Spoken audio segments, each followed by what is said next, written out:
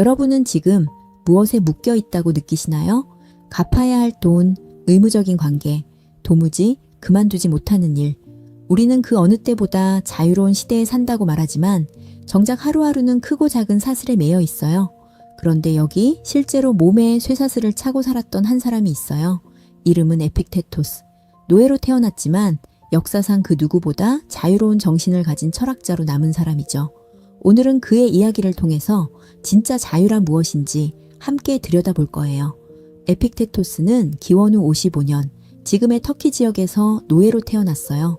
그의 주인은 로마 황제의 곁을 지키던 인물이었는데 성정이 거칠었다고 전해져요. 하루는 주인이 재미삼아 그의 다리를 비틀기 시작했어요.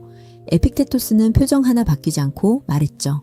계속 그러시면 다리가 부러질 겁니다.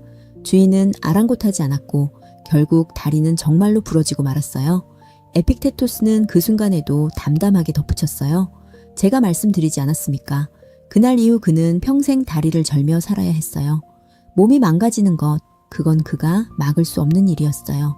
하지만 그 순간 무너질지 담담할지는 온전히 그의 몫이었죠. 그는 어떻게 그럴 수 있었을까요?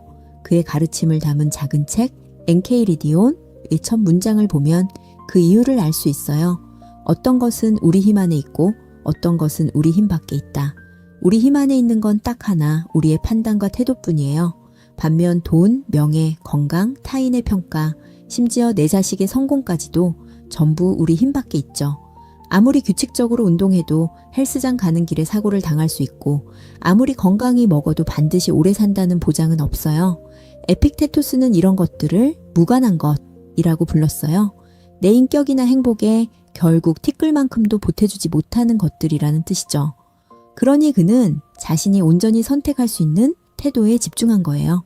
무너지지 않고 절망하지 않는 것, 있는 그대로 현실을 받아들이되 그것이 주는 고통에는 매몰되지 않는 것, 그게 그의 태도였죠. 아우렐리우스도 했던 말이지만 누군가 나에게 상처되는 말을 했을 때 그 말 자체가 나를 아프게 하는 게 아니에요. 그 말을 모욕으로 판단하는 순간 상처가 시작되는 거죠. 이건 감정을 억누르라는 뜻이 아니에요. 에픽테토스도 감정을 없애라고 하지 않았어요. 감정을 관찰하고 그 감정의 주인이 되라고 했죠. 화가 치밀어 오를 때 우리는 한 발 물러서서 볼 수 있어요. 아, 지금 내가 화가 나려고 하는구나. 그 다음 표출할지 가라앉힐지는 우리가 선택할 수 있어요.